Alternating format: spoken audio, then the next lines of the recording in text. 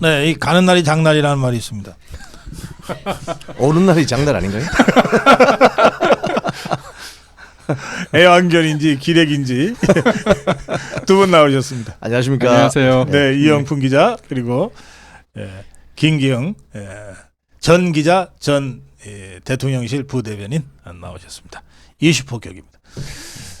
제가 칼럼을 하면서 좀 소리를 높였는데 예, 아주 옆방에서 들었는데 시끄러웠습니다. 예. 우리는 애완견이 아니니까 움찔움찔하지도 않고. 세파트인가? 그 이재명이가 이제 망언을 쏟아놓고 이걸 주워 담지를 못해가지고 네. 지금 뭐 그 더불어민주당 국회의원들까지 지금 다 이거 끌어당기려고 하다가 같이 지금 물에 빠지고 있는 형국입니다. 네. 두 분 이 상황을 어떻게 보십니까? 어떻게 보세요? 저부터 할까요?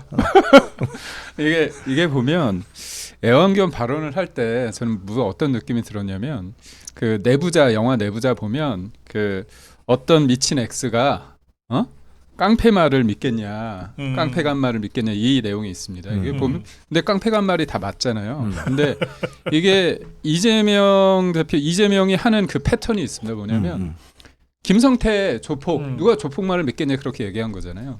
검사가 한 것도 검사 탄핵하고 검사 정치 검사라고 자기 탄압받는다고 얘기하잖아요. 판사가 한 것도 그렇잖아요. 언론이 한 것도 애완견 하면서 그러니까 언론이 문제 제기하는 건 다 왈왈한 거죠. 속된 말로 개소리인 거지. 그래서 이 사람들이 정확하게 얘기를 해도 이 사람 말은 들으면 안 된다. 그래서 스피커를 계속 공격하는 패턴을 갖거든요. 근데 결국은 애완견 중에서도 본인한테 좀 유리한 보도를 한 사람은 또 애완견 아닌 것 같은데 그래서 갈라치기 하고 결국은 문제 제기하는 쪽은 다 계속 공격하는 그런 한 거를 보는데요.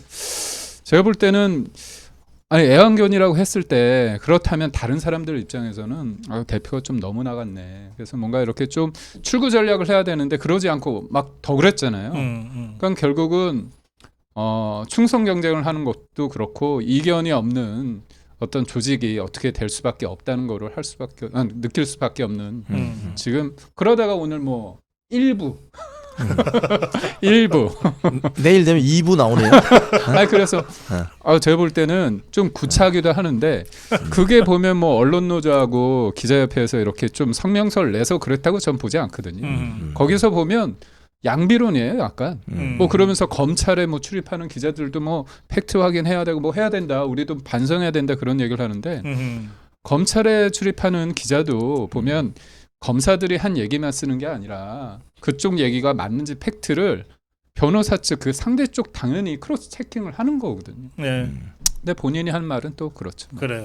그 지금 우리 이 김기영 부대변인 얘기는 지금 이재명이가 메신저를 공격하고 있다. 네. 메시지를 일일이 대응하기가 힘드니까 메신저를 공격하고 오염시키고 있다. 지은 죄가 너무 많기 때문에 지금 사실 그 이재명 대표가 우리 언론에 대해서 잘 모르는 것 같아요. 우리 언론계 통설에 기자들한테 밥 얻어먹으면 10년 동안 재수 없다. 뭐 이런 속설이 있거든요. 기자들한테 밥 얻어먹으면 10년 동안 재수 없다. 뭐 이런 이야기들이 왜 나오냐면 그만큼 기자들이나 언론인들이 성가시다 이 말이거든요. 그게 성가시다 이 말입니다. 그렇기 때문에 자유민주주의 언론관을 가지고 있는 사람은 이걸 압니다. 그렇기 때문에 원래 언론은 시끄러운 곳이다. 그래서 저런 비판을 해도 제가 잘 수용하겠습니다 하고 마음을 접거나 이렇게 하는데 이재명이나 지금 민노총 언론노조나 지금 양문석이나 뭐 노종면이나 이게 이야기하는 맥락을 보면요. 이 자들은 스탈린주의 언론관을 갖고 있는 사람들이다. 이렇게 알 수가 있어요. 이 스탈린주의 언론관은 뭐냐면 선전선동부 하부 조직이잖아요. 그러니까 권력에 대한 감시와 견제 비판하는 저널리즘이 없습니다. 거기는. 그래서 우리가 그런 언론이라고 부르지 않고 매체라고 부르죠. 뭐 예를 들면 인민일보 매체, 조선중앙통신 매체지 언론이라고 하지 않지 않습니까? 이재명의 머릿속에는 스탈린주의 언론관이 딱 자리 잡고 있는 거예요. 아하. 그래서 언제든지 언론은 내가 필요하면 후려치면 돼. 그리고 어디 감히 나를 비판해. 어디 이 개 XX 같은 이런 식의 그 자세가 있는 거예요. 그게 이번에 드러난 겁니다. 그런데 저는 그래서 그게 발언이 금요일이었잖아요. 주말에 신문이 없으니까 분명히 월요일 날 사설에 나는지 한번 보자. 어허. 결국 한겨레 경향은 사설을 안 났어요. 한국일보도 냈습니다. 사설을. 근데 한겨레 신문이 오늘 사설을 내더라고요. 하하. 근데 아까 우리 김기영 부대변인 말씀하신 것처럼 약간 양시양비론처럼 해서 그렇게 되는데 이제 그 민노총 언론노조도 입장 표명을 하지 않으면 안 되잖아요. 이건 그죠? 왜냐하면 가만히 있으면 애완견이 되니까. 가만히 있으면 애완견이 되는 거 아니에요. 그래서 나는 애완견이 아니라 세퍼트야. 이러면서 이제 좀 지져보려고. 그러니까 이 사람들 머릿속에 스탈린주의 언론관이 머릿속에 박혀 있구나. 양문석 같은 경우도 옛날 그 민노총 언론노조 무슨 집행위원인가 그랬습니다. 그러니까 굉장히 언론에 대해서 선전선동 매체로 인식하는 경향이 강하다 이자들은. 그렇기 때문에 언론을 이렇게 거칠게 대하려고 하는 속내가 드러난 것이다. 왜? 이재명이 워낙 지금 궁지에 몰렸으니까. 네. 사실 그 이재명 대표가 그 법정 그 앞에서 얘기했던 그 언급했던 판결, 안부수 그 관련한 1심 판결 그리고 그걸 보도했던 데가 뉴스타파잖아요. 뉴스타파는 뭐 전형적인 언론 노조 그리고 언론 노조는 민주노총 산하에 있는 거고 그쪽에서 한 얘기니까 뭐 본인과 결이 맞기 때문에 맞는데 그럼에도 불구하고 뭐 한겨레나 경향이나 여타 이른바 진보라고 하는 쪽에서도 그거에 대해서 그 보도를 안 했거든요. 그만큼 엉성한 내용인데도 불구하고 저는 그겁니다. 뭐냐면 공당의 대표가 나와서 얘기를 하면 뭐 사람들이 뭔가 그럴싸하다 그렇게 생각하거든요. 왜냐하면 그 이미지만 남는 거죠. 그 몇 마디만 남는 거죠. 그러니까 선동은 쉽고 민주주의는 어렵고 그 괴벨스가 그랬잖아요. 나한테 한 문장만 달라. 다 거짓말로 만든다고 했나요? 뭐 하여튼간 한 문장이면 충분하다 그런 얘기를 했잖아요. 그럼 결국은 뭐 애완견 얘기하면서 뭐 본인은 탄압받고 있다. 그러니까 저는 이재명을 보면서 느끼는 건 뭐냐면 가해자가 피해 의식을 느끼면서 피해자 코스프레를 하는 거잖아요. 전형적으로. 가질 거 다 가졌는데도 네. 자기는 몰라 탄압받고 있다. 그런 거 보면서 뻔뻔하게 이럴 데 없다. 그런 생각을 했죠. 그리고 그 이재명 당대표가 또 모르는 게 하나 있어요. 이제 스탈린주의 제가 그 이야기했고요. 모르는 게 하나 있는데 기자들을 다양하게 못 만나본 것 같아요. 무슨 소리냐면 애완견 같은 기자들만 만난 것 같아요. 그동안. 못 만났네. 네, 그러니까 우리가 현장 기자 뛸 때 그 강아지에도 종류가 있습니다. 강아지에도 애완견도 있지만 세파트도 있습니다. 세파트도 있고 불독도 있고 한 번 물면 놓지 않는다. 이런 기자들을 못 만나본 거지. 저는 그래서 이재명 당 대표가 참 성남 지역에서 뭐 인권 변호사부터 시작해서 시장, 도지사 이제 당 대표까지 왔는데 그 와중에 제대로 된 언론인들을 가까이서 본 적이 없구나. 그래서 대한민국 언론은 전부 애완견. 뭐 검찰이나 수사기관이 불러주는 데 받아 쓰는 그런 사람들로 잘못 알고 있다. 아마도 저나 김기영 부대변인 만났으면 이건 세파트과네. 불독이네. 이런 걸 보여줄 텐데 참 안타깝습니다. 그런 측면에서. 네. 그래요. 그러니까 이재명이가 뭐 언론을 그렇게 그 프로파간다 수단으로 생각하는 것은 충분히 저는 있을 수 있다고 봅니다. 또 지금 그 이재명이보다 더한 막말을 지금 하고 있는 거 아니에요? 양문석이나 뭐 이런 자들이 뭐 그 자들의 언론관도 뭐 더하면 더했지 덜하지 않다고 생각하는데 이제 좀 이해하기 어려운 거는 이게 이제 더불어민주당이 어쨌든 거기에 끌려 들어가는 거예요. 이게 사실 이게 끌려 들어가면 안 되거든. 예? 그러니까 이게 더불어민주당은 이제 최소한의 제동 장치도 없는 당이 됐구나. 이게 이재명 1극 체제라고 하는 게 이게 장난이 아니구나. 그런 생각이 들더라고요. 그게 지금 그 당헌 당규를 지금 통과시켰잖아요. 어제. 예. 거기 보면은 뭐 이재명 당대표가 다음 지방선거 그리고 대선까지 갈 수 있는 길을 열어줬고 또 형사법상의 어떤 그 기소가 되거나 해도 그 당직을 유지할 수 있도록 오늘 애완견도 문제인데 이거 모스키토도 상당히 문제네. 그래서 이 라이브가 이런 게 좋잖아요. 네. 에어컨을 좀 똑바로 해주세요. 그래서 좀 세게 해주세요. 이재명 1극 체제의 폐해가 바로 이런 식으로 드러나는 거죠. 양문석, 노종면이 월요일 날 와가지고 왈왈 거렸잖아요. 그래서 저도 제가 봤을 때는 저건 애완견이 아니고 그냥 순종견이구나. 왈왈 거리잖아요. 그러니까 대표가 그런 이야기를 하면은 대표님 그렇게 하시면 곤란합니다. 민주당이 그래도 민주라는 타이틀이 들어가는 당인데 어떻게 언론에 대해서 자유민주주의 체제 국가에서 언론에 대해서 그렇게 망언을 하시면 안 됩니다. 이 비공식적으로 이야기를 하고 빨리 수습을 해야 되는데 딸려 들어가는 거죠.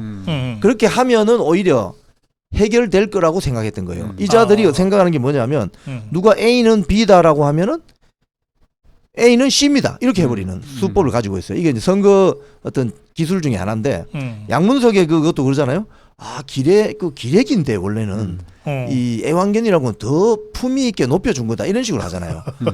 그건 만원이 아니라 그건인데 이자도 이제 보니까 이 상황이 너무 안 좋거든요. 그래서 지금 모든 언론들이 이거 잘못됐다고 지적하니 드디어 한겨레가 오늘 아침 사설을 쓴 거죠.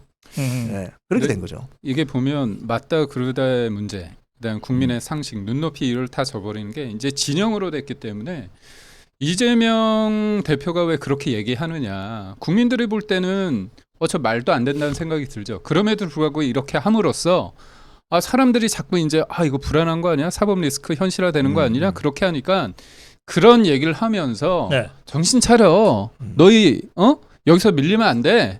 내가 곧 너희야. 같이 가야 돼. 이걸 계속 주입시키는 거죠. 뭔가 지령을 내리는 거죠. 그렇기 때문에 이게 보면 1급 체제도 보면 저도 좀 당황스러운 게 이게 대선에 대한 것뿐만이 아니라 지난해 9월에 판사가 딱 얘기했잖아요. 구속영장을 기각하면서 공당의 대표로서 비판과 감시의 대상이어서 증거 인멸의 염려가 가능성이 낮다 이렇게 얘기를 해버렸으니까 이재명 입장에서는 이렇게 더운 날에도 무조건 겹겹이 방탄을 해야 되는 상황이 됐고 이게 이거죠. 본인이 대선 가도에 가는 데 있어서 시간에 쫓기니까 본인은 빨리 대통령을 끌어내려야 되고 자기는 재판을 계속 지리하게 늘려놔야 되고 그 사이에서 당내 입지는 공고하게 하기 위해서 당권과 대권에 있어서 진짜 이거 자기를 위해서 위인설법이잖아요. 위인설관. 자리도 없는데 나를 위해서 만들듯이 그런 것도 없는데 나를 위해서 만든 법을 만든 거잖아요. 근데 최근 이재명의 그 행보나 언행을 보면 이게 확실히 정상이 아닌 것 같아요. 좀 머리가 안 따라가면은 사전에 준비라도 잘 해가지고 그 준비된 것만 해야 되는데 지금 자꾸 즉흥 발언을 하거든요. 그 애완견 발언도 그렇고 그리고 또 그 이완영이 바보냐 뭐 정신 나갔냐 뭐 이 발언도 사실은 뭐 준비된 발언이 아닌 거란 말이에요. 그러니까 준비되면 적어도 이렇게 거칠게 망언이나 그건을 하지는 않을 거예요. 지금 이렇게 이제 말씀하신 것처럼 이런 발언의 수위가 좀 도를 넘는 게 나온 시점이 언제부터냐면요. 6월 7일 이후입니다. 즉 이화영에 대해서 수원지법 형사 11부 신진우 부장판사가 9년 6개월을 때리고 나서 그때 이후부터 이재명의 발언이 이렇게 약간 맛이 가는 듯한 좀 도를 뛰어넘는 망언 내지 그건이 나오는 거거든요. 그 말은 뭐냐면 이화영이 유죄면 이재명도 유죄입니다. 그렇기 때문에 마지막에 그 어떤 사법 리스크를 벗어나기 위해서 뉴스타파가 5월 20일 날 국정원 보고서라고 흔들었잖아요. 기자생활 27년 했는데 국정원 보고서 본 적이 없는데 저는 국정원이 공작기관에 그런 보고서가 언론에 들어가요. 저는 그게 이해가 안 되는데 하여튼 그게 나오면서 이화영이 9년 6개월을 받으면서 그 뒤로 이재명의 발언이 굉장히 격해집니다. 그래서 그만큼 이제 끝까지 왔구나라는 궁지에 몰렸다. 그 반증이다. 이재명이 굉장히 낭패감 같은 걸 느끼지 않을까 싶은데 뭐냐면 그 대장동 변호사라는 사람들 다 배지 다르게 해줬잖아. 자기는 다 이제 사법적으로 얘네들이 다 잘 처리할 거라고 믿고 주지 않았겠어요? 죽으라니까 9년 6개월이야 이화영이가. 그리고 자기는 바로 추가 기소가 돼. 거기에다가 뭐 줄줄이 지금 무슨 정자동까지 좀 계속하지. 뭐 저기 위정교사 녹취 막 공개되지. 내가 저것들을 왜 배지 달아줬지? 그런 거죠. 지금 이제 본전 생각 나겠죠. 본전 생각 나니까 지금 굉장히 다급해진 겁니다. 그리고 이화영이 9년 6개월 받고 나서 바로 제3자 뇌물죄로 기소돼 버리잖아요. 그러니까 이게 제3자 뇌물의 파트너들이 또 누구냐면 조선노동당이야 또 이거. 그러니까 이 돈이 뭐 40억 60억이 그냥 조선노동당으로 바로 가는 거예요. 이러면 국민들이 이제 이걸 알게 되잖아요. 그러니까 도저히 피해갈 구멍이 없게 된 겁니다. 지금 이재명 당대표가. 네. 근데 저는 사실 이재명 대표가 이 부분에 대해서 지금 흥분하고 정신줄을 놓았지만 사실 그 알고 있었거든요. 그러다 보니까 이제 이화영 전 부지사 판결 전에 사흘 전인가 나흘 전에 이거 대북송금 특검한다고 하면서 검찰 수사관 검찰 수사한 사람을 피의자가 수사하겠다고 얘기를 한 거잖아요. 그리고 그 전에 보면 이게 보면 뭐 수사기관 무고죄 얘기도 나오고 그다음에 판검사 관련해 가지고 법 왜곡하면 왜곡죄. 근데 그 기준이 자기를 다 수사하면 다 그렇게 되는 거예요. 그렇지. 판사 검사 다 탄핵하고. 탄핵한다고 하고 네. 법사위원장도 그렇게 일방적으로 하고 그게 뭐냐면 다 준비해 놓은 거죠. 왜냐하면 도둑이 재발 저린다고 그렇게 한 거죠. 그러다 보니까 급기야 이제 언론에 대해서도 무슨 보도를 하든지 간에 얘네들은 속된 말로 개소리하고 애완견이니까 우리의 입장이 아니라 검찰의 그런 충견이다 그런 식으로 몰고 가는 거잖아요. 그래서 저는 이재명에 있어서 저는 뭐 높이 사고 싶은 건 없지만 이제까지는 뻔뻔함이 그나마 장점이었거든요. 네. 그러면서 냉정을 잃지 않았죠. 근데 지금 정신줄을 놓은 거 보면 아 분명히 됐다. 그리고 그렇죠. 오늘 추가로 또 보면 이화영 전 부지사 관련해 가지고 뇌물인가요? 5억도 받았다고 그거 저 비리백화점이에요. 네. 뭐 한두 개가 아니에요. 그러니까 종합 선물 세트. 결국은 뭐냐면 저는 이재명이란 사람이 가지는 비주류의 열등감 그리고 대선에 대한 욕심이 만들어낸 게 이화영 전 부지사를 데려다가 대북 송금해가지고 자기가 올라가고 싶은 거였거든요. 왜냐하면 지금이야 주류지만 그 당시에 문재인 입장에서는 데려가기 싫은 거지 않습니까? 그렇지. 그러다 보니까 이제 위기의식 느껴가지고 이해찬 당대표 관련해가지고 보좌관 출신을 데려다가 일을 시킨 거야. 그렇게 보면 당연히 돈 낸 거가 어떻게 주가 조작만을 위한 거겠습니까? 그러니까 일련의 흐름이 쫙 보이고 또 술 먹었는지 안 먹었는지 계속 본인도 헷갈릴 정도로 얘기하고 장소 시간도 다 하는데 그 사람 말을 누가 믿습니까 그거는. 그리고 이재명 지금 당대표가 이 결정적인 실수란 게 있는데요. 이 우리나라 언론 풍토에 대해서 이해도가 굉장히 떨어져요. 아까 제가 기자한테 뭐 밥 얻어먹으면 10년 동안 재수 없다 그 이야기도 드렸지만은 또 이런 속설도 있어요. 특히 공무원들에게 기자 10명 데리고 갈래 돼지 500마리 데리고 갈래는 돼지 500마리 데리고 가겠습니다. 이런 이야기 한다는 속설이 있거든요. 그만큼 기자들 언론인들은 말을 잘 안 들어요. 기본적으로 아주 크리티컬하기 때문에 그렇기 때문에 그런 사람들 그런 성격에 있는 어떤 직업군에 있는 사람들에게 일부가 아니고 전체를 매도해버린 거잖아요. 열심히 일하는 기자들도 많지 않습니까? 우리 알다시피 취재하다 보면 안 들리니까 벽에 대고 막 다 메모하고 또 어디 가서 듣고 또 까먹을까 싶어서 빨리 메모했다가 또 들어갔다가 이렇게 하는 그렇게 열심히 하는 기자들 전체를 매도한 거거든요. 그렇지. 그래서 아마 지금부터는 이 기자들이 대한민국 기자들이 비록 좌파 진영 매체라 하더라도 이재명에 대해서는 상당한 거부감을 가지고 제가 볼 땐 대통령 안 될 것 같은데 보니까 아니, 저렇게 되면 언론 노조에 계신 분들도 뭔가 이제 확실하게 얘기를 해야 되잖아요. 아빠 애학년이야 그럼 뭘 할 거예요? 나 쎄빠뜬데 상당히 기분 나빠. 네. 나를 저 애완견으로 불렀기 때문에 이재명 씨에 대해서 여튼 상당히 이게 대단히 제가 앞서 말씀드렸지만 선동인 거죠. 선동은 쉽고 그래. 그거에 예. 대해서 그건 어떻게 보셨어요? 위정교사 녹취가 공개됐잖아요. 그걸 이제 이재명이는 또 그쪽에 더불어민주당은 아니 사실대로 얘기하라고 얘기했을 뿐이야. 지금 진짜? 계속 그러고 있는데. 근데 그 녹취록 들어보셨어요? 아니 우리- 저는 들어봤는데 네. 저는 그겁니다. 뭐냐면 있는 그대로 말해달라고 얘기하는 그 뻔뻔함 그걸 듣고서 그렇게 되는지 저는 그렇게 보거든요. 그러니까 주어를 좀 블랭크를 잡아서 그냥 가치 중립적인 A라고 보고 그냥 그 상대방을 B라고 하면 이재명이 안 했다고 생각하고 딱 A와 들어도 B 간의 네. 대화라고 치고. 거기 보면 여기 나오면 되게 그렇잖아요. 여기 보면 가능하면 교감이 있었다는 얘기를 해주면 좋다. 그런 얘기를 하잖아요. 그러니까 애매하고 모르는데 하니까 그런 얘기를 들었다고 해주면 되지. 이런 얘기도 하고. 그래서 좀 부탁한다 또. 왜냐하면 그때 당시 분위기가 그랬다. 친절하게 다 알려주잖아요. 이 정도 되면 그냥 내가 볼 때 압박이고. 그러니까 가치 중립적으로 그냥 이재명 아니라고 하더라도 제가 들었을 때 뭐가 본인이 캥기니까 이렇게 얘기하고 3번이나 전화했다는 거고. 근데 그게 이재명. 이재명이 전화해가지고 이런 얘기하면 뭐라고 얘기하겠어? 그러니까 그게 그 전 성남시장 비서 김 씨잖아요. 김 씨. 김 씨가 그러잖아요. 저 기억이 안 납니다. 이러니까. 그럼 기억을 좀 해봐. 그 시장하고의 그 어떤 그동안 친분 관계 이런 걸 생각해서 조금 잘 이야기해 줘. 이거잖아요. 그러니까 그 해당 관계자는 기억이 안 나는데 본인에게 이재명 본인에게 유리하게 증언을 해달라. 이건 위중교사죠. 그리고 그 엄중한- 변론 요지선가요? 본인들이 네. 주장하는 본인 그것도 입장에서 한 던져주고. 거를 네. 하면 그대로 하라는 거예요. 이거대로 읽어줘. 이거 아닙니까? 이게 상당히 이건 죄질이 아주 안 좋은 겁니다. 저 우리 애들도 말이죠.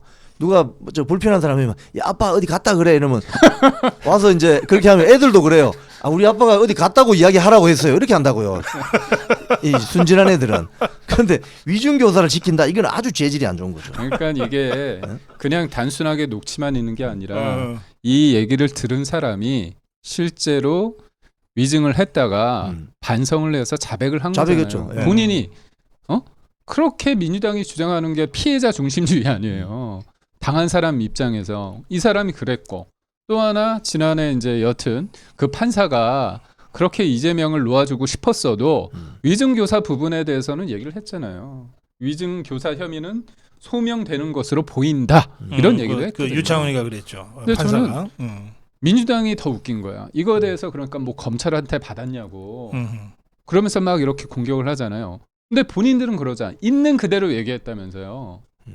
위증교사가 아니라면서요. 근데 그 녹취 나온 걸 가지고 왜 덮으려고 왜 자꾸 어디에서 나왔는지 얘기하는 건 자기 모순에 빠진 거죠. 기본적으로 우리 그 이재명 대표를 비롯한 그 주변에 있는 세력들은 내로남불 세력이거든.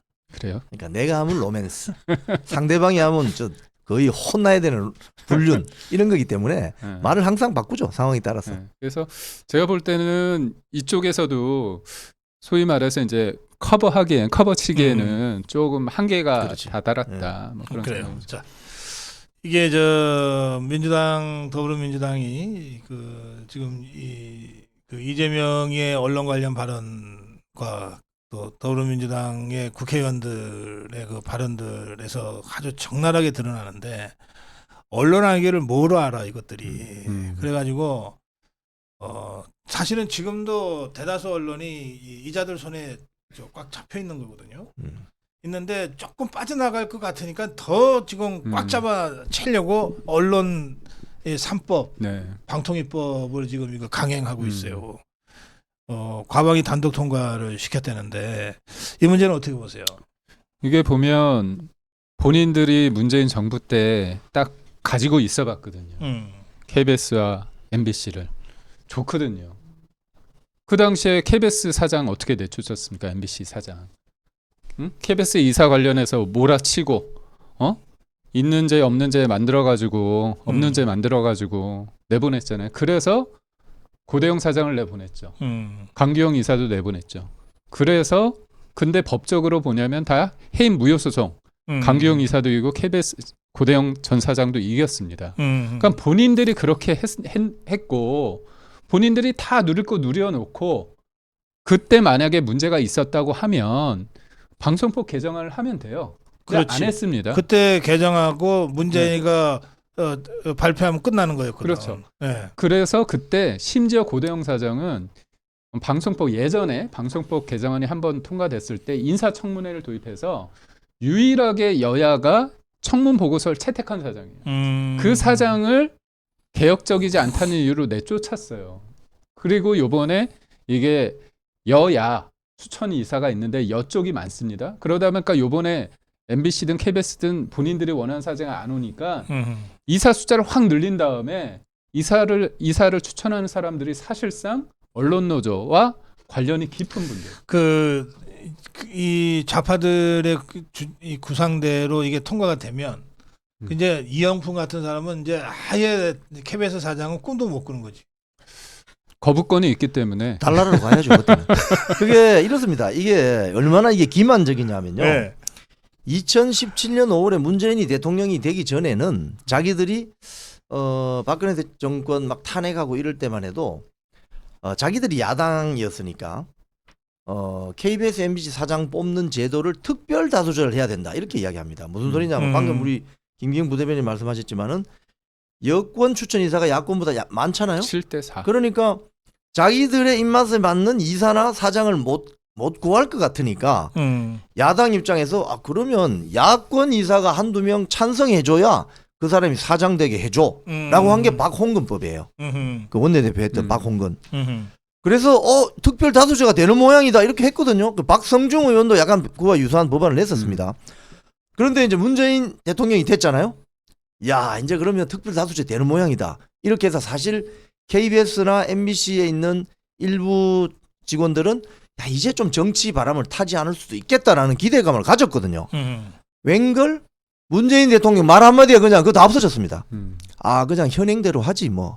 저 특별 다수제로 하면은 뭔가 민심이 잘 반영되지 않을 것 같아. 그때 워딩이 개혁적인 인사가 못 온다.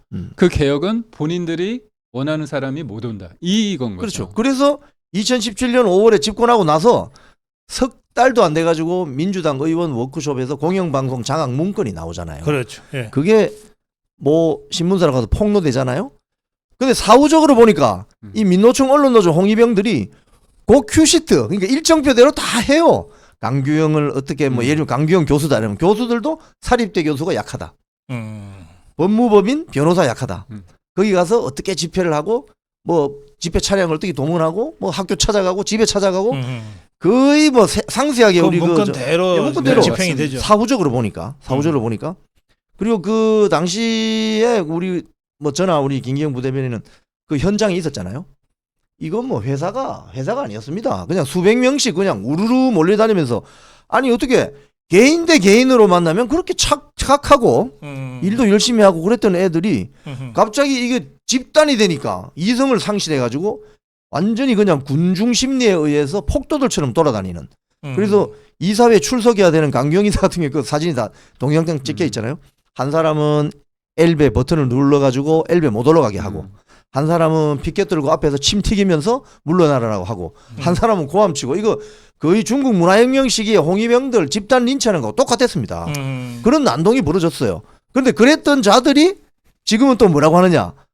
윤석열 정부가 언론을 탄압한대. 제가 봤을 때는요.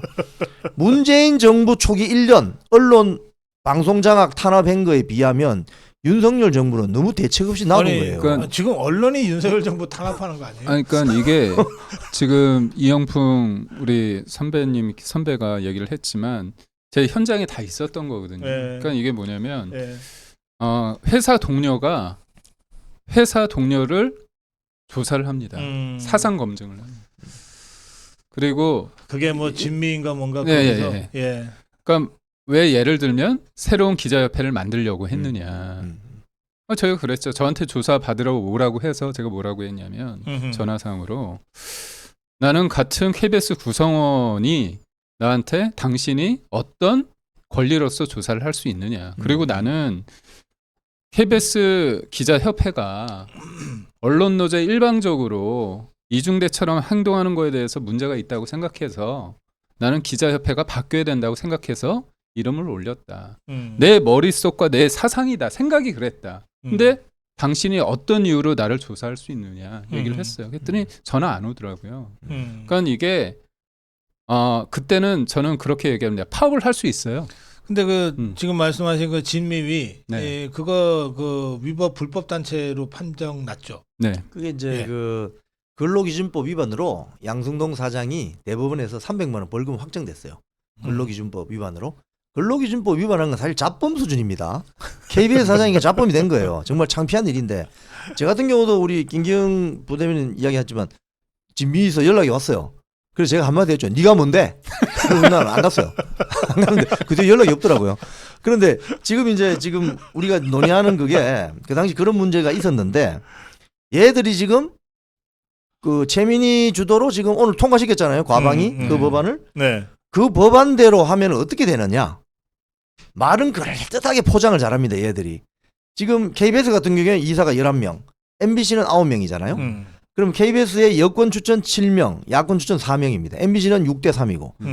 그러면 이걸 양당에서 추천을 하기 때문에 정치적 후견주의가 심합니다라고 이렇게 비판을 하잖아요. 그럼 그럴듯해요. 원래 사기꾼들이 이렇게 사기를 치거든요. 이렇게 하면은 그러면 이사수를 좀 더 늘리죠. 그럼 몇 명? 10명만 더 늘립시다. 그럼 21명을 만든대요. 그러면 그러면 정치적 후견주의가 좀 약화될 수 있겠구나라고 생각하게 만들죠. 이게 전형적인 사기꾼 수법입니다.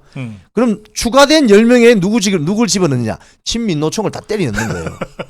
자, 그럼 결과적으로 보면 정치적 후견주의는 완화됐다고 주장할 수 있는데 결국 민노총 집중주의가 더 강화된 거죠. 그러니까, 그 장난을 지금 치려고 하는 거예요. 이 법은. 그러니까 시민단체가 한쪽으로 기울어진 운동장이라는 게 현실이고 그다음에 거기 언론 노조와 관계된 민노총과 관계된 분이 있는데도 불구하고 이게 사실상 사람들이 알거든요. 아는데도 불구하고 이걸 밀어붙이는 거죠. 그럴싸하게 언론 장악법인데 뭔가 정상화시키는 것처럼 얘기를 하는 이 자체가 저 좌파 세력이 뭐 다른 법에는 말이죠. 노란봉투법 무슨 법 이름을 붙이잖아요. 근데 이거는 이름을 안 붙여요. 방송 3법. 그러니까 이게 뭔지 잘 모르게 우리가 그래서 말했잖아요. 이게 사기꾼들의 전형적인 수법인데 뭐 자기들이 불리한 거는 자세하게 이야기 안 해요. 방송 3법입니다. 그 3법도 이 3자가 별거 아니에요. KBS, MBC, EBS 요 세 개 방송사를 장악하자는 법이라서 3법이라고 부르는 거예요. 별거 아니고 지금 이제 본질은 우리 이영풍 기자가 잘 설명하셨고 여기 방통위법 있잖아요. 예. 이게 지금 그 방통위원장을 탄핵한다는 주장도 좌파들이 계속하면서 방통위법을 지금 몰아가고 있단 말이에요. 근데 제 느낌에는 탄핵을 못할 것 같아. 탄핵은 어떻게 보면 이렇게 될 수 있습니다. 예. 지난번 이동관 케이스처럼 김홍일 방통위원장이 조금 있다가 제가 사의를 표명하겠습니다. 이래버리면은 이 사태는 진전이 될 수 있습니다. 무슨 소리냐? 대통령 몫으로 임명된 사람이거든요. 사의를 표명합니다. 이러면은 그러면 윤석열 대통령이 그럼 새로 사람 하나 더 집어넣지 뭐. 이러면 끝나는 거예요, 사실은. 그러니까. 예, 그렇게 됩니다. 근데 왜 지금 민주당이 방통위원장 탄핵한다 이야기하느냐 하면은 KBS와 달리 MBC는 박문진 이사들이 사장 후보를 골라서 방통위원장한테 보냅니다. 그럼 방통위원장이 오케이 해서 MBC 사장이 정해지는 거거든요. 즉 민주당 입장에서는 지금 MBC는 절대 놓고 싶지 않은 거예요. 왜냐? 선거 때마다 도와주잖아. 기상캐스터 1번입니다. 파란 기둥 보여주고. 그죠? 또 심심하면 생택당 끓입니다. 생택당 끓이고. 뭐 백구두 백바지 나오고 그죠? 페라가모 뭐 구두 나오고 뭐 온갖 이런 가짜 뉴스, 음모론 뉴스가 쏟아지는 곳이 그 공장이 어디냐? MBC 아닙니까? 그렇기 때문에 MBC가 없으면 민주당은 장사를 할 수가 없어요. 그래서 MBC를 끝까지 지켜야 되겠다. 그래서 사장을 안영준 사장 체제로 연말까지는 끌고 가자. 8월 달에 박문진 이사 바뀌고 10월 말이나 11월에 MBC 사장이 들어와야 되는데 이 타임 스케줄로 보면 더 뒤로 늘리겠다는 거죠. 그 MBC가 지금 하도 그 벌점을 많이 먹어서 법정 제재를 많이 받아가지고 그 제허가 재승이 나겠어요? 그건 제가 좀 들은 바에 의하면 그래서 지금 책임 있는 자리에 있는 분들은 자신이 좀 다칠 각오를 하고 손에 좀 물을 묻혀야 돼요. 지금 MBC뿐만이 아니고 뭐 KBS2 예전에 그죠? 예전에 뭐 김희철 양승동 시절에 또는 뭐 여타 방송사 있었잖아요. 벌점 많이 쌓여 있습니다. 전파 회수 해버리면 돼요. 전파 회수. 그럼 난리가 나겠지. 하지만 MBC를 해결하는 방법은 제가 봤을 때는 전문가들 이야기는 이런 거예요. MBC를 시장에 내놓으면 누가 사가겠어요? 너무 덩치가 크고 너무 덩치가 크기 때문에 덩치가 큰 거에 비해서 가성비가 떨어져요. 그렇기 때문에 안 되기 때문에 전파 회수를 해야 된다. 그래서 MBC를 그냥 프로덕션 회사로 만들어버립니다. 회사는 내버려두고. 회사는 내버려두고. 그냥 전파만 해소하자. 이거 알아서 먹고 살아. 대신 전파는 못 써. 이런 방법으로 가야 된다. 이런 주장을 하는 사람이 있습니다. 그것도 말이 되네. 응? 벌점 많이 쌓여 있어요. 전파는 공공재인데 맨날 가짜뉴스 하는데 뭐하러 그 전파를 줘. 대표적인 가짜뉴스가 바이든 날리면이죠. 그 앞에 미국까지. 그러니까 친절하게 국회인데 미국 의회도 아니고. 그때 그 용산에 계셨죠? 제가 현장에 갔기 때문에 이건 뭐냐면 가장 기본입니다. 들리지 않는 것들을 자막을 쓴다는 거는 각인 효과가 있기 때문에 오해 소지가 있거든요. 근데 그거를 했잖아요. 그걸 쓰고 그 다음에 누가 알려줬는지 모르지만 박홍근 원내대표가 그거를 얘기하고 그러다 보니까 다른 언론에서는 사실 MBC 보도도 일부 나가고 그다음에 박홍근 원내대표가 얘기를 하다 보니까 사실 이거는 뭐 기자들이 언론에서 조금 뭐 문제긴 하지만 이른바 누구 발 누가 언급했기 때문에 편하게 보도하거든요. 예. 그건 사실과 맞지도 않지 않습니까? 근데 그 부분에 대해서 그때 미국 그 뉴욕 특파원인가요? 워싱턴 특파원은 또 미국 국무부에 얘기도 하잖아요. 이거 대해서 욕했다고. 편지 보내고. 예? 편지. 그리고 근데 미국에서 이거 관련해서 답변도 안 하고 무시하지 않았습니까?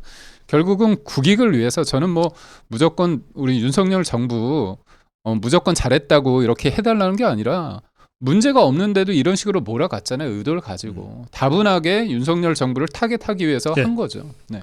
자, 여기 샤갈의 무도회님이 슈퍼챗을 하나 하셨네요. 전문가의 손길로 탄생하는 명품 슈트. 이철국 대표의 종로 신사. 제가 지금 입고 있는 게 그게 종로 신사에서 저한테 보내준 오. 슈트거든요. 예, 슈트를 이렇게 광고 말씀을 슈퍼챗으로 하셨어요. 고맙습니다. 자, 김정숙이가 진짜 고소를 하고 났었어요. 네. 땡큐죠. 땡큐. 너무 땡큐예요. 왜냐하면은 이 고발 고소를 하셔야 고소인 고발인 조사를 받고 또 피고소인 피고발인이 가서 또 조사를 받게 됩니다. 그렇게 되면 역사적인 현상이나 해프닝이 기록으로 남게 됩니다. 자, 인도 타지마할 한번 가보지 뭐. 인도 타지마할이 어떻게 갔는지.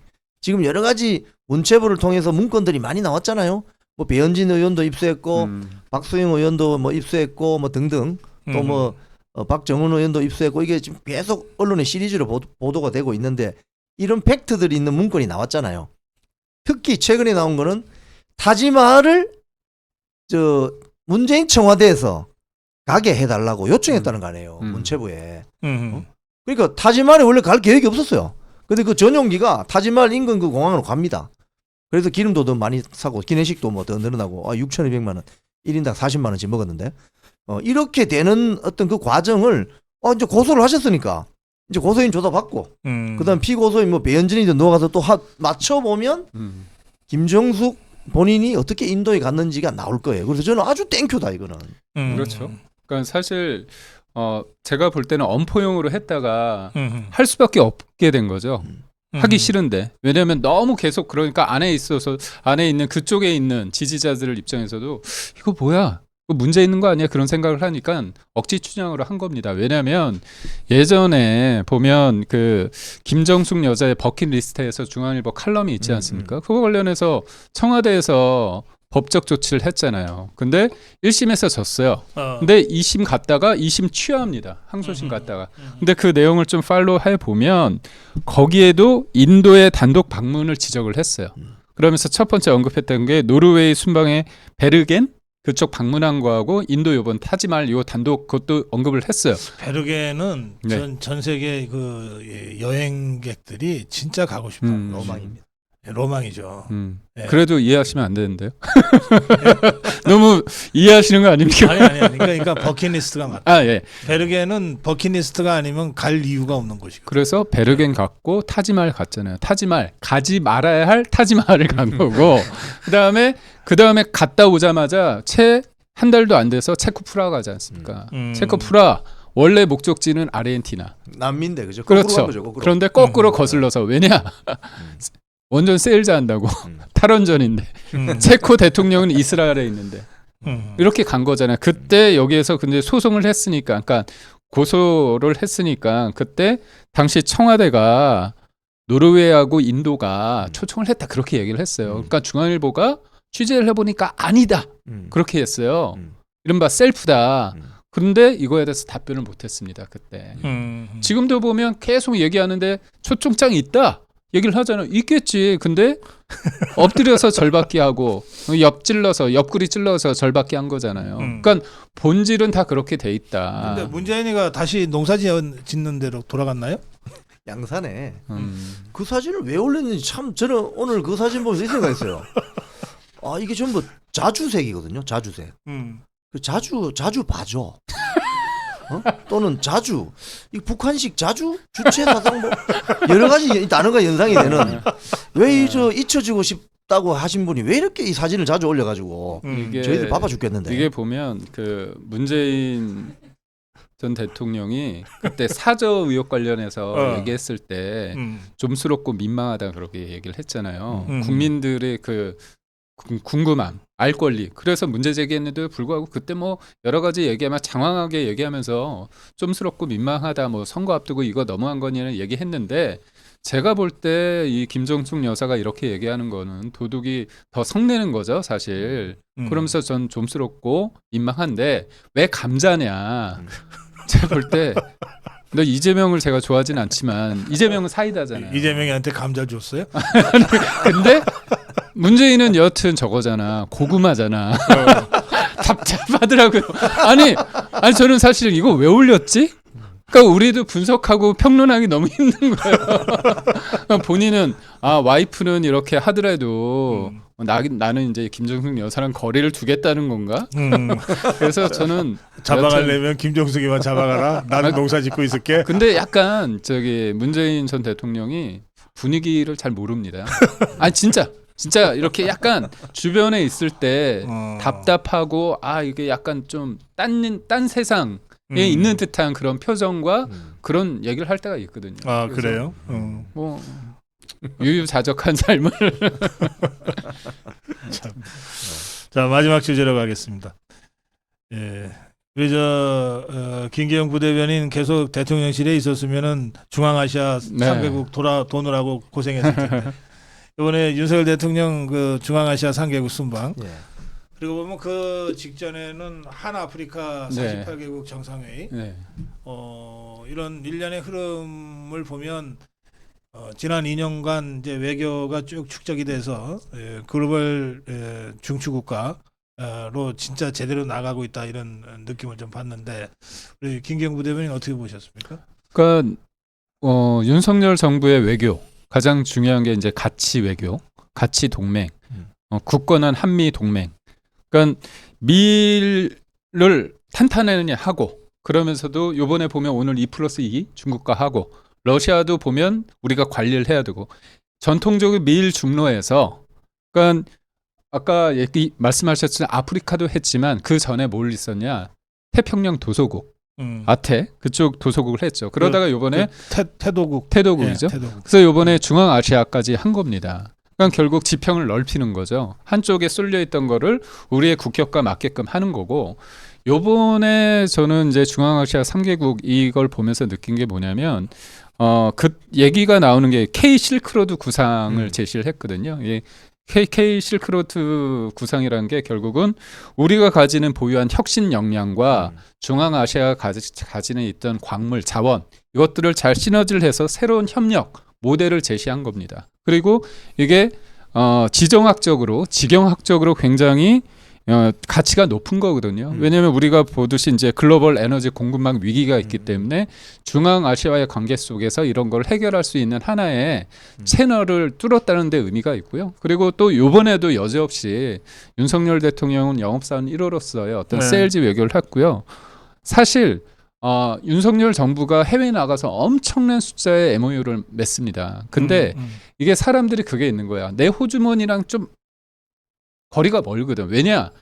지금의 우리가 수출을 하는 게 반도체, 그 다음에 예를 들면 방산, 원전 이런 걸 했을 때 예전처럼 사람들이 일자리가 많이 창출되는 그런 업종이 아닙니다. 그러다 보니까 내수 산업과 물가에 있어서는 약간의 갭이 있거든요. 근데 그럼에도 불구하고 우리는 수출로 먹고 사는 국가이기 때문에 이게 굉장히 중요합니다. 근데 야당에서는 본인들의 그 첫 단독 외교라고 외유성 그 출장에 대해서는 방탄을 하면서 실질적으로 국익을 위해서 하는 윤석열 정부의 외교에 대해서 진짜 제가 설명을 해도 듣지를 않아요. 듣지를 않고 그냥 일방적으로 외유를 했대. 수치상으로 다 얘기하고 기업들이 지금 발전하고 있는데도 성과를 내고 있는데도 그런 면에 있어서는 참 안타깝다. 저는 이거 어릴 때부터 들어온 말이 있습니다. 뭐 대통령이 아버지는 아니지만 뭐 비유하자면 아버지는 어쨌든 간에 밖에 가서 돈을 벌어와야 된다. 이게 아버지의 역할이다. 그 이야기를 많이 들었어요. 저는 뭐 개인적으로 아버님이 아주 제가 어릴 때, 제가 7남매인데 어릴 때 돌아가셔가지고 남자는 나가서 무조건 돈을 벌어와야 된다. 어떤 방법을 수단과 방법을 쓰더라도 그런 측면에서 보면 지금 윤석열 대통령 아주 잘하고 있는 거예요. 아주 좋아. 아주 좋아. 자, KTX 차량을 중앙아시아에 팔았잖아요. 맞아. 물론 그거 현대 로템이랑 미리 다 작업을 했겠지만 대통령이 양 국가의 대통령이 보는 데서 사인했잖아요. 저는 그걸 보면서 KTX 저거를 지금 6편 정도를 팔았는데 그럼 철길 깔아야 되잖아요. 그것도 우리 토목공사 갈 거란 말이에요. 그럼 이게 부수적으로 따라붙는 게 짭짤합니다 아주. 그래서 중국이 뭐 실크로드 뭐 1대1로도 만들지만 거기에 우리 KTX 차량이 간다는 거. KTX 개통할 때 20년 전에 제가 중계차 CP를 했는데요. 그 사실 그 KTX가 아니고 떼제베 가져온 거 아닙니까? 페인트 칠만 해가지고. 근데 20년 만에 우리 KTX를 만들어서 이제 수출하는 전 세계 고속철 4번째 만든 나라가 한국입니다. 자, 그러면 이게 엄청난 이슈고 뉴스잖아요. 그럼 국내 언론에서 많이 이야기해야 되잖아요. 이야기를 많이 안 해요. 많이 안 합니다. 또 아까 방금 말씀하신 한미일 안보 협력 강화. 그리고 윤석열 대통령이 한국 대통령이 뭐 할 게 있다고 나토까지 갔을까? 여기에 대해서 의미를 풀어줘야 돼요. 국민들한테. 근데 이게 언론이 그 역할을 안 해요. 근데 저는 문재인 정권 때 참 놀라웠던 장면, 지금도 기억나는 장면 중 하나가 판문점에서 문재인 김정은 만나는데 김정은이 문재인 대통령을 잡아 당겨가지고 북한 영토로 땡기잖아요. 그래서 이거 끌고 가요. 그리고 딸려가요. 거기로 바로. 순간적으로 이거 대통령 경호에 문제가 생기는. 제가 판문점 근처에 근무해봐서 잘 압니다. 근데 그걸 보고 기자실에 있던 기자들이 막 순식간에 박수를 치면서 환호를 지르는 그 장면. 저는 그때 정말 아찔했습니다. 이게 지금 환호를 지르고 박수를 칠 순간이 아닌데 그만큼 대한민국 기자들 상당수가 일종의 그 환상에 젖어 있거나, 자, 그래서 우리가 통일이 됐나? 핵무기 포기했나? 그대로잖아요. 그대로. 지뢰 묶고 있던데 오늘 보니까 뭐 지뢰 묶다가 좀 터져가지고 몇 명 죽고 이런 상황이다 이거예요. 지금 그러니까 지금 깨어나야 되는데 언론이 지금 현실적으로 우리 선배 세대들 언론인들은 현대자동차가 포니 만들었을 때 그 포니가 어디까지 굴러가는가 해가지고 북아메리카, 남아메리카까지 그 포니 차를 타고 타이어 빵꾸 날 때까지 그런 프로그램을 만들었대요 옛날에. 언론인들이 따라가서. 그래 가는 곳마다 쉽게 이야기하면 그 현지 국민들하고 만나서 이야기도 나누고 현대 포니차를 광고하고, 예를 들자면 홍보하고. 지금 대한민국 언론은요, 제가 받을 때는 일단은 전쟁터도 안 나가잖아요. 우크라이나 전쟁터 안 가잖아요. 특파원들이. 가자 지구 전쟁터 안 가잖아요. 그럼 나중에 대한민국 주변에 전쟁이 터지면 전부 기자직 그만둘 건가? 기자는 현장에 가 있어야 되는 거예요. 그래서 대통령이 그 용산 대통령실 기자들 같이 갔지만 그 외에도 다른 프로그램에 만드는 제작진들이 야, KTX가 중앙아시아에 수출된다는 거 이거 놀라운 거 아닙니까? 제 같은 프로그램 1시간짜리 금방 만들어 보겠는데. 그런 아쉬움이 있어요. 잠깐 그걸 설명드리자면 지상파에다가 뭐 요구할 거 없고 고TV가 한번 해볼까? 저하고 가시죠. 글쎄 중앙아시아 가서 뭐 찍는 거지 뭐. 그게 관계가 다릅니다. 철도 좀 달라요. 이게 그쪽이 좀 사회주의 넓어요. 국가는 넓어요. 그래서 그것까지 배려해서 딱 깔아준다는 거 아닙니까? 맞춤형으로. 맞춤형으로. 말씀하세요. 아니, 그러니까 제가 그 실은 우즈베키스탄에 했던 그 KTX 그게 말씀하신 것처럼 20년 만에 우리가 떼제베 가졌다가 이제 우리 기술로 만드는 건데 그게 모로코, 폴란드, UAE 지금 그 관련해서 이제 계속 그쪽과 협상 중에 있다고 해서 이게 첫 단추를 잘 깬 거거든요. 그렇기 때문에 이게 단건이 아니라 기자 관점에서 볼 때는 이거는 단발이 아니라 기획 기사가 충분히 될 수 있는 거고, 그렇다면 지금 실질적으로 우리의 어떤 이 KTX의 기술이 어느 정도까지 됐는지 우리가 보면 그때 그랬잖아요. 일본 신칸센, 떼제베 그때 독일 이체였나요? 하여튼 뭐 이 세 가지 가지고 어느 걸 하느냐 가지고 했는데 어느덧 우리가 이렇게 됐다는 거는 그야말로 진짜 큰 의미가 있는 건데 그런 부분에 있어서 너무 등한시한다. 여기 댓글 하나 소개하면서 마무리해야 되겠어요? 장석원 님이 이런 댓글을 올리셨는데 두 분은 어떤 생각이신지 궁금하네요. 내가 TV 라디오 만드는 공장 하나 설립해서 좌파리 방송 안 나오는 라디오 TV 만들어서 팔아 돈 좀 벌어볼까? 아, 좌파 방송 안 되는? 안 나오는. 신박하네. 신박해요. 네. 자, 마무리 한 말씀씩 듣겠습니다. 뭐 이 마지막에 우리 윤석열 대통령이 해외 세일즈 대통령실에서 근무하셨으니까 참 이게 말이 쉽지. 남의 호주머니에 있는 돈 그거 뺏어오기 어렵습니다. 그거.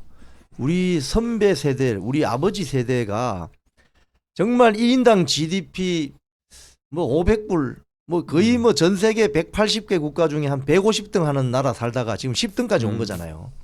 그러면 그 삼성 이병철 회장이 말씀하신 것처럼 기업들은 초일류로 가는데 왜 우리나라 정치나 언론은 이 모양이냐 이거예요. 그래서 이거 좀 변해야 됩니다. 그래서 이제는 좀 그거는 저 이영풍하고 김기영이 국회 못 들어가서 그래요. 그 반성하셔야 돼. 공감되는데 이게. 내가 이제 그 최근에 저와 맞지 않게 이제 서점을 갔는데 책 제목이 되게 눈에 띄는 게 있었습니다. 뭐냐면 개소리는 어떻게 세상을 정복했는가. 누가요? 개소리. 개소리? 멍멍이? 왈왈? 그 개소리. 이거는 진실의 가장 큰 적은 거짓말이 아니라 개소리를 믿고 싶은 당신의 마음이다. 이걸 들었는데 이걸 봤는데 이게 그렇습니다. 보면 이재명이 얘기하는 거에 대해서 딱 봤을 때 거짓말인 거 누구나 알잖아요. 근데 그 진영이 갈려 있다 보니까 그 진영에 있는 사람들 그건 믿고 싶은 거죠. 그리고 이재명은 그 진영에 사람들의 분노와 선동을 통해서 본인의 잘못을 가리고 희석화하고 이걸 이용하는 거죠. 결국은 민주당 사람들 전 묻고 싶어요. 의원들한테 진짜 이재명이 거짓말을 안 하고 있다고 믿는 건지 아니면 거짓말을 믿어서 내가 이 본인의 그 위치 가지고 있는 그 기득권을 유지하고 싶은 건지 그리고 그런 마음이 거짓말을 계속 만드는 거잖아요. 개소리를. 그래서 저는 아직 책은 다 읽지 못했지만 오늘 이거 개로 시작해서 개로 끝나네. 그래서 저는 그 책 제목하고 그 내용만 보고서 다 읽은 듯한 읽어보려고 합니다. 예. 네. 예, 두 분 수고하셨어요. 이슈 폭격이었습니다. 이영풍 기자 그리고 김기흥 대통령실 전 부대변인 고생하셨습니다. 고맙습니다. 고맙습니다.